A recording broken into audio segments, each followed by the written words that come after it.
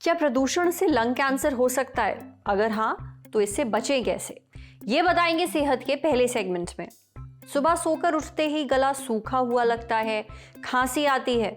सेहत के दूसरे सेगमेंट में जानिए इसका इलाज। सर्दियों में आंवला खाने के फायदे जानिए सेहत के आखिरी सेगमेंट में। Brought to you by Sensodyne K। अभी लेके आए सेंसोडेंट के टूथ का करंट गॉन तो लाइफ का करंट ऑन। लंग कैंसर क्यों होता है? आप कहेंगे बीड़ी, सिगरेट, तंबाकू से।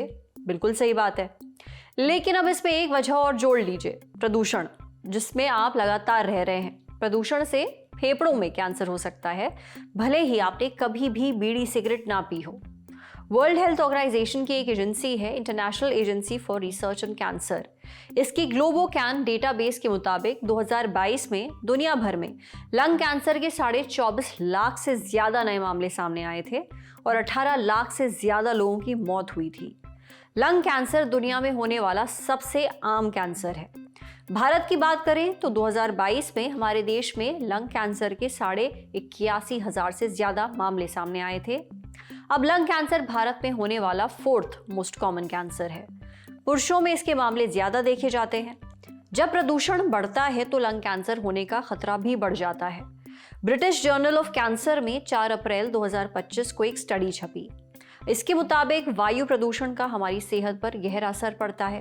प्रदूषित हवा में पार्टिकुलेट मैटर यानी कि धूल, मिट्टी, गैस और केमिकल के महीन कण होते हैं, जो लंग कैंसर के बढ़ते मामलों और उससे होने वाली मौतों की वजह बनते हैं।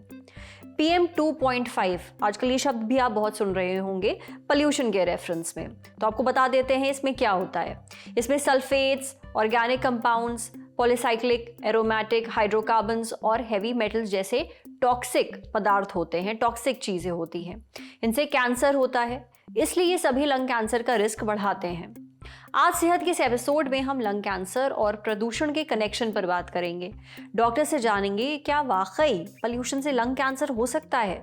जो सिगरेट नहीं पीते लेकिन प्रदूषण में रहते हैं, क्या उन्हें भी प्रदूषण से लंग कैंसर हो सकता है। ये भी समझेंगे कि लंग कैंसर के लक्षण क्या हैं और प्रदूषण से लंग कैंसर ना हो इसके लिए क्या करना चाहिए। सुनिए। आज के ज़माने में प्रदूषण एक गंभीर समस्या बन गया है। आज से 30-40 साल पहले जो लंग कैंसर के मरीज ऑपरेशन के लिए आते थे, लगभग 90% बीड़ी सिगरेट से संबंधित होते थे, जो कि अब लगभग बराबर हो गया है। यानी 43% ऑपरेशन जो लंग कैंसर के होते हैं बीड़ी सिगरेट के होते हैं और 43% ही पोल्यूशन से हुए लंग कैंसर होते हैं। यह एक समस्या जैसे जैसे समय बढ़ेगा और गंभीर रूप धारण करती जाएगी, क्योंकि तंबाकू का सेवन, बीड़ी सिगरेट का सेवन धीरे धीरे कम हो रहा है, लेकिन पॉल्यूशन जैसे जैसे औद्योगिक गतिविधियां बढ़ रही हैं, व्हीकल सड़क पे बढ़ रहे हैं, ये पॉल्यूशन बढ़ता जा रहा है। कि बीड़ी सिगरेट नहीं सेवन करते उन्हें भी लंग कैंसर होता है और लगभग 15 से 20% लंग कैंसर बीड़ी सिगरेट नहीं पीने वालों में पॉल्यूशन की वजह से हो रहे हैं। और इसमें पॉल्यूशन के अलावा उनकी थोड़ी जेनेटिक ससेप्टिबिलिटी का भी रोल आता है। पॉल्यूशन 2 तरह के हो सकते हैं, घर के अंदर या घर के बाहर। घर के अंदर के पॉल्यूशन होते हैं रसोई की वजह से, जो रसोई में हम तेल गरम करते हैं उससे उठने वाला धुआं, रसोई में जो फॉसिल फ्यूल यूज करते थे, लकड़ी जैसे हुई, गोबर के कंडे हुए, इनसे होने वाला धुआं, या फिर कोयले के अंगीठी वाला धुआं। ये तीनों तरह के धुएँ फेफड़े में जाकर के लंग कैंसर के बहुत बड़े कारण थे, जो कि अब गैस के चूल्हे आने के बाद धीरे धीरे कम हो रहे हैं। लेकिन बाहर का पोल्यूशन पे हमारा कोई कंट्रोल नहीं है। यह औद्योगिक गतिविधियों से संबंधित है। जैसे जैसे इंडस्ट्रियलाइजेशन बढ़ेगा यह पॉल्यूशन बढ़ेगा। इसके अलावा सड़क पे जैसे जैसे गाड़ियाँ बढ़ेंगी, हवा में धूल भी बढ़ेगी और पॉल्यूशन बढ़ेगा। पराली जलाने वाला भी एक कारण है और दूसरे अन्य कई कारण भी हैं जो पॉल्यूशन को बढ़ा रहे हैं। और जैसे जैसे पॉल्यूशन बढ़ता है लंग कैंसर बढ़ता है। पिछले 20-25 सालों में दिल्ली के अंदर लंग कैंसर जो 8% होता था, अब बढ़ के 10% हो गया। शुरुआती लक्षण बहुत ही कम होते हैं और आपको उस पर ध्यान देना पड़ता है, तभी आप उसे पकड़ पाते हैं। इसमें सबसे पहला लक्षण है खांसी। अगर महीने भर तक खांसी रहे और ठीक होने के बजाय बढ़ती जाए तो समझिए कुछ गड़बड़ है। हो सकता है लंग कैंसर ना हो, लेकिन आपको चेकअप तो कराना ही पड़ेगा। और इस खांसी के साथ अगर बलगम में खून आ जाए तब तो तुरंत चेकअप के लिए जाना चाहिए बिना किसी देरी के। यह शुरुआती लंग कैंसर के दो ही लक्षण होते हैं। अगर कैंसर बढ़ जाए तो यह खांसी और बलगम के खून के साथ साथ छाती में दर्द भी करता है, सांस में तकलीफ भी होती है और इसके अलावा वजन घटने लगता है और भूख भी कम हो जाती है। हम प्रदूषण को कम नहीं कर सकते लेकिन उससे बच सकते हैं और इसको हम दो भागों में बांट सकते हैं। घर के अंदर क्या करें और घर के बाहर कैसे कम किया जाए। घर के अंदर कम करने का सबसे बढ़िया तरीका है कि जब प्रदूषण एक हद से ज़्यादा बढ़ जाए, जैसे PM 2.5 या PM 10 जब 300-400 जब होने लगे तो आउटडोर एक्टिविटी कम कर दें। आउटडोर एक्टिविटी से सुबह का घूमना हुआ या बिना किसी बात के मार्केटिंग के लिए जाना हुआ या सैर करने चले गए या बाहर ट्रैवल करने लगे, इनको कट कर दें, क्योंकि जितना बाहर रहेंगे उतना आपका एक्सपोजर पोल्यूशन का बढ़ेगा। घर में रहने से कम वो खतरा कम हो जाएगा। दूसरा है मास्क पहने। मास्क भी दो तरह के आते हैं, N95 और N99। 95 का मतलब है कि 95% तक PM 2.5 को फिल्टर करता है और 99% फिल्टर कर देता है। मास्क पहन के बाहर जाएं तो आप कुछ हद तक कणों को फेफड़े में जाने से रोक सकते हैं। तीसरा जो कि महंगा है, घर में आप एयर फिल्टर या एयर प्यूरीफायर लगा सकते हैं जो काफ़ी हद तक इनको कंट्रोल करता है। चौथा, ग्रीनरी रखें। अगर ग्रीनरी रहेगी तो अपने आप PM 25 को वो कम करेगी। ये तो घर के अंदर हो गया। घर के बाहर जब जाएंगे तो मास्क पहन के जाएं और इसमें 3 चीज़ें हैं जो पॉल्यूशन को या हवा में PM 2.5 या 10 को बढ़ने से रोक सकती हैं।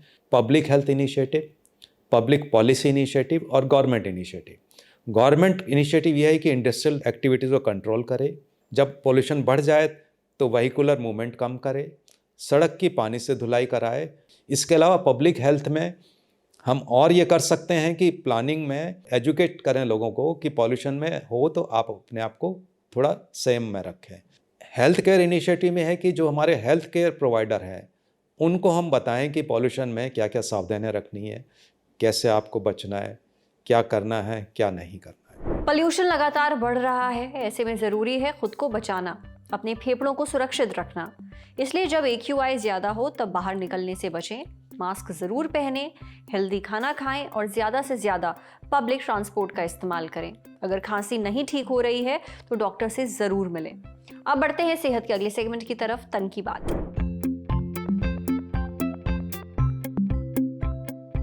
आजकल एक नई मुसीबत गले पड़ गई है और असल में गले ही पड़ी है। जब सुबह सोकर उठते हैं तो गले में खिचखिच होती है, गला सूखा सा लगता है, खांसी आती है। आप इसे ये सोचकर इग्नोर कर देते हैं कि शायद ठंड लग गई होगी, मौसम ही ऐसा है, लेकिन इसके पीछे कुछ और वजह भी हो सकती हैं, खास तौर पर अगर ऐसा आपके साथ अक्सर होता है। मैक्स हॉस्पिटल वैशाली में पल्मोनोलॉजी डिपार्टमेंट के senior director doctor Sharad Joshi कहते हैं कि कई लोग नाक नहीं सीधे मुंह से सांस लेते हैं। वो रात में सोते भी मुंह खोलकर ही हैं। ऐसा करने पर हवा सीधे गले में जाती है और उसकी नमी खींच लेती है। इससे सुबह सुबह गला ड्राई यानी सूखा हुआ महसूस होता है। इसके अलावा जब सर्दी जुकाम होता है तो नाक जाम हो जाती है। ऐसे में लोग मुंह से सांस लेते हैं, इससे भी रात भर में गला सूख जाता है।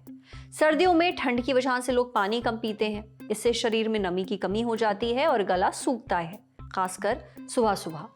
जो लोग सर्दियों में हीटर या गर्मियों में AC चलाकर सोते हैं उनके कमरे में हवा में नमी की कमी हो जाती है, हवा ड्राई हो जाती है, क्योंकि ये दोनों ही हवा से नमी खींचते हैं।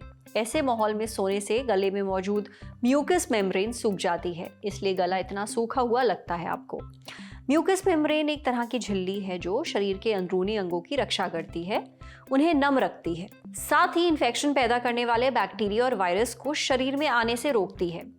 जिन्हें स्लीप एपनिया है या जो लोग खर्राटे लेते हैं उन्हें भी मुंह और गला सूखने की दिक्कत ज़्यादा हो सकती है।